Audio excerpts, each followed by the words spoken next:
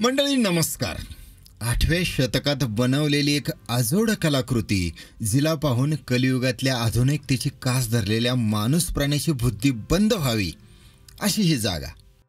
हे वेरूळचं कैलास मंदिर म्हणजे नुसतं पाहण्याची बघण्याची जागा नाहीये, तर ती एक जगण्याची अनुभवण्याची जागा आहे.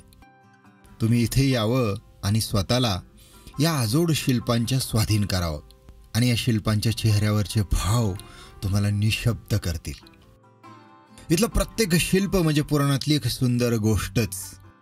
भारतातील अनेक आश्चर्यकारक गोष्टींपैकी असणार हे मंदिर इतकं अजोड, इतकं अतुलनीय, अनाकलनीय आहे की काहींच्या मते हे एलियननेच बांधलंय. कारण एवढी सुंदर कलाकृती माणसं बनवू शकत नाही. पण मंडळी, आता हे सिद्ध झालं की हे माणसांनीच बनवलंय. आश्चर्य म्हणजे इथे कितीही पाऊस झाला तरी 8व्या शतकातच मंदिराच्या खाली पाणी जाण्याची व्यवस्था केली, त्यामुळे पाणीच इथे अडून बसत नाही. आणि हे इतकं भव्य दिव्य आहे की हे लेणं वरून खाली कोरताना थोडा नाही तर 20,000 टन खडक हा दगड खोदून कोरून बाजूला काढावा लागलाय. आहे की नाही सगळं अजब. मग असं हे संभाजीनगरातल्या वेरूळचं कैलास लेणं आपल्याला आज पाहायचंय. तेव्हा चला ही सुंदर अशी सफर करू.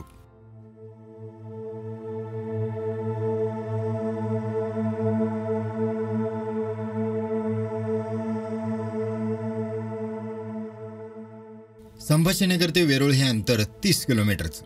यात वेरूळ गावापासून सुमारे 2 किलोमीटर अंतरावर चारनादरी या डोंगर रांगेत वेरूळच्या अजस्र अशा लेणी खोदण्यात आल्या. या दक्षिणोत्तर डोंगराच्या रांगेत एकूण 34 लेणी खोदण्यात आल्या.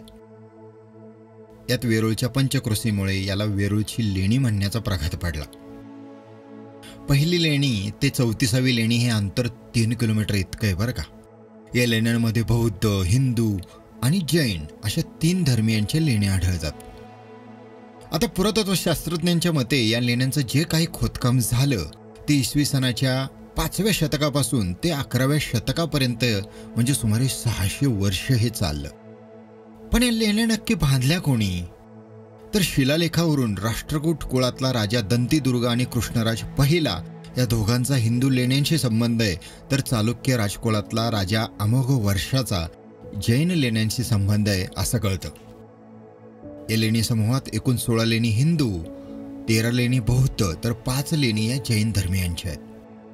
आता सगळ्याच लेणी वैशिष्ट्यपूर्ण असल्या तरी लेणी क्रमांक 10, 11, 16, 21, 29 आणि 32 या लेण्या खास करून चुकू नयेत अशा आहेत, त्यामुळे त्या नक्की पहा. या सगळ्या लेण्यांमधला सर्वोत्कृष्ट आविष्कार म्हणजे अखंड पाषाणात वरून खाली खोदत बनवलेलं भव्य दिव्य असं कैलास लेणं.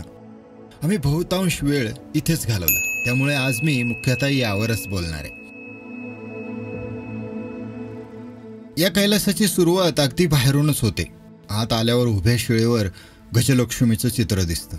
इथूनच खरा कल्पनाविलास सुरू होतो. तो थांबतच नाही. त्याच्यावरती हे अधिष्ठित आहे आणि दोन्ही बाजूचे जे गजराज आहेत ते तिच्यावर जलाभिषेक करतात. म्हणूनच आम्ही हिला गजलक्ष्मी म्हणतो, राज्यलक्ष्मी म्हणतो. या म्हणजे काय सांगू या लेणीचं कलावैभव तुम्हाला. ही लेणी 3 मजली आहे. विशेष म्हणजे एकाच दगडात कोरलेलं हे संपूर्ण शिवमंदिर आहे.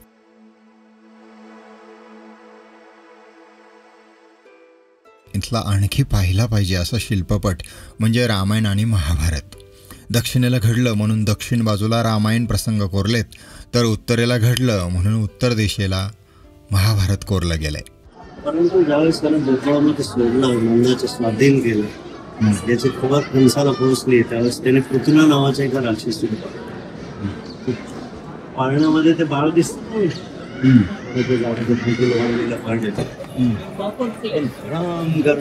त्या शिकाऱ्याने यांना पाठीवर पोटा केली. पडता अर्जुनाच्या लक्षात आलं की या डावाने मला माझी पाठ टेकवू शकणारा या जगात एकच व्यक्ती आहे आणि तो माझा गुरु आहे. महाभारत खेळ तिचा जन्म झाला कृष्णाचा. अर्जुन युद्धधारी मग त्यांनी केलेली शिवाची प्रार्थना, मधले सगळे युद्ध, आणि इथे युद्ध संपलं. अशा प्रकारे हे सगळं महाभारत इथे आहे. या कैलास लेणीचा आत्मा काय असेल तर या लेणीत कोरलेली सुंदर अशी शिल्प.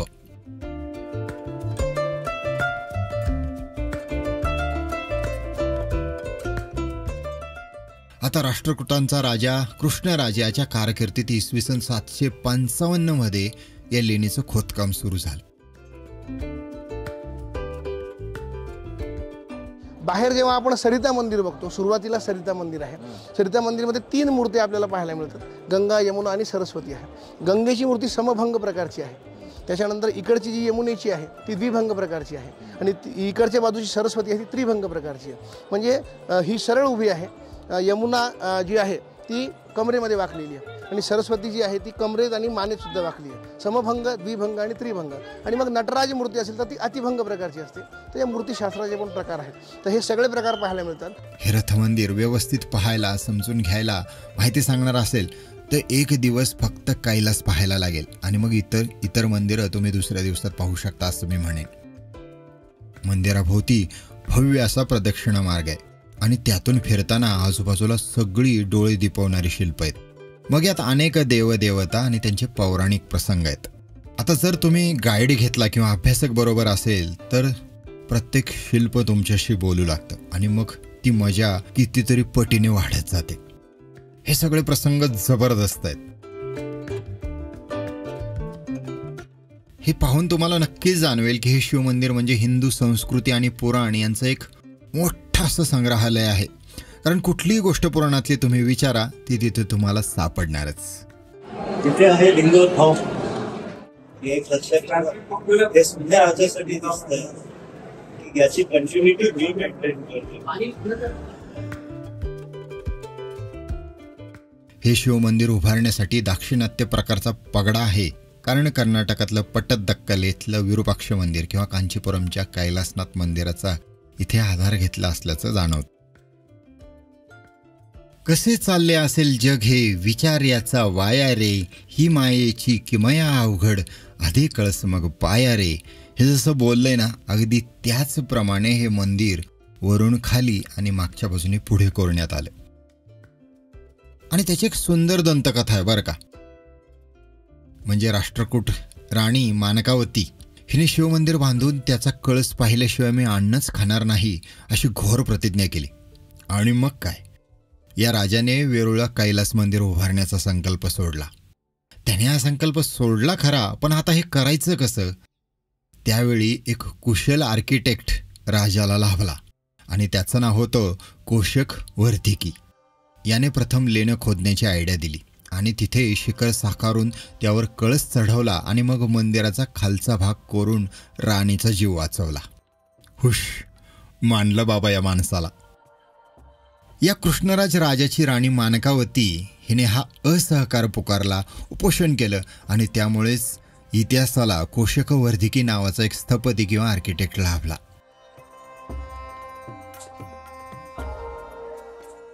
सगळ्यात जास्त भाव खाऊन जातो तो अग्रगण्य असणारा शिवभक्त रावण आणि त्याची शिल्प. हे म्हणजे दगडातला 3D सिनेमा पाहण्यासारखं आहे बरं का. वेरूळमधलं हे रावण आणि शिवाचं शिल्प न चुकता पहा.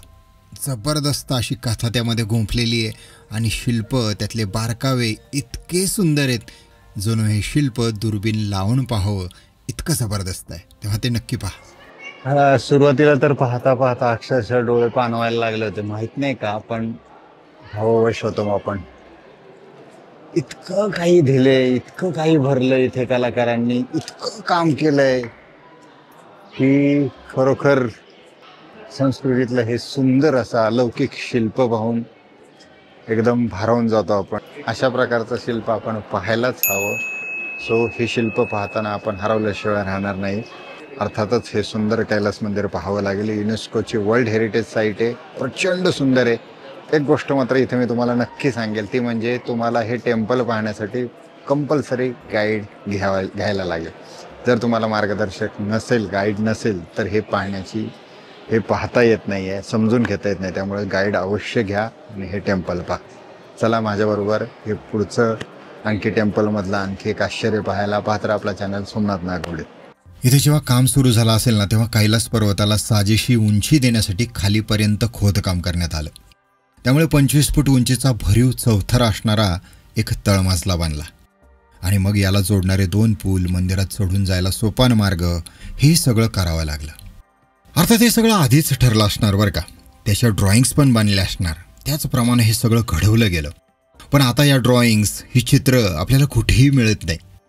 पण हे सगळं आधीपासून ठरलं होतं असं जगात दुसरीकडे कुठेही झालेलं नसेल, हे मात्र नक्की.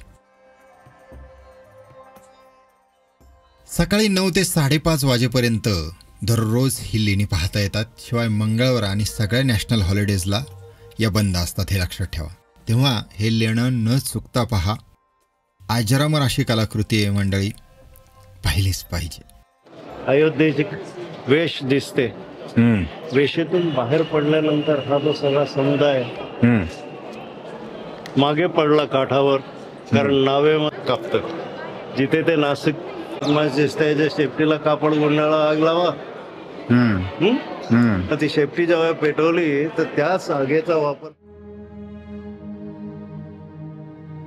मला विशेष वाटतं ते म्हणजे इथे काम करणाऱ्या कलाकार आणि हुशार स्थापतीचं, आर्किटेक्टचं आणि या सगळ्यांवर विश्वास टाकणाऱ्या या राजाचं.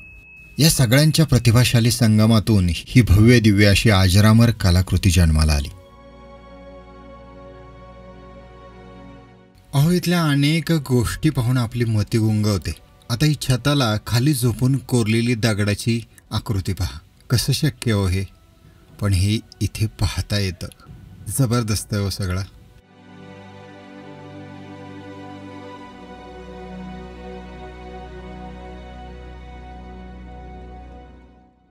त्यामध्ये आतमध्ये मोठी पिंडी आहे, जिथे आम्ही आज जाऊन छान दर्शन घेतलं.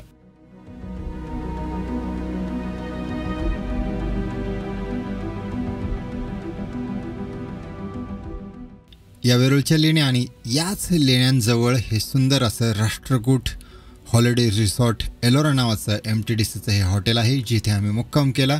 नव्यानेच सुरू झालेल्या या MTDCच्या रिसॉर्टपासून लेणी अत्यंत जवळ आहे, त्यामुळे हे आम्हाला सोयीस्कर वाटलं. या हॉटेलच्या बुकिंगची लिंक मी व्हिडिओच्या डिस्क्रिप्शनमध्ये खाली देत आहे. हे वैभव पाहून आम्ही पुढच्या लेणी पाहिल्या, त्यात त्या गोष्टी समजावून घेतल्या. पण कैलास काही केल्या आमच्या डोक्यातून जात नव्हतं. जर हे शिल्पातले बारकावे तुम्हाला कळले ना, तर कैलास मंदिर ही किती महान कलाकृती आहे हे आपल्याला समजतं. आम्ही भारावून ही सगळी शिल्प वेळ देऊन पाहिली. गाईडने त्यात आणखी रंगत आणली, बरोबरच्या अभ्यासक मित्रांनी त्याला साज चढवला आणि खऱ्या अर्थाने कैलास पाहणं, जगणं हे किती सुंदर आहे याची अनुभूती आम्ही घेतली. हे सगळं पाहायला खरंच सांगू का, दिवस खरंच कमी आहे. आणि हे सगळं लेणं पूर्ण करायला 30 लक्ष घनफूट खडक इथून तोडून कोरून बाहेर काढावा लागला. तेव्हा कुठे हे अप्रतिम असं लेणं बनलं. ही शिल्पवैभव साकारायला 100 वर्ष खर्ची पडली. फक्त नुसत्या छिन्नी आणि हातोड्याच्या साहाय्याने या दगडांमध्ये जीव गुंफला गेला. कमाल आहे की नाही या निर्मात्यांची. या सर्वांना कोटी कोटी प्रणाम. निसर्ग पहा, फिरत राहा, शिकत राहा. आयुष्य सुंदर आहे, मौज मजेत जगत राहा.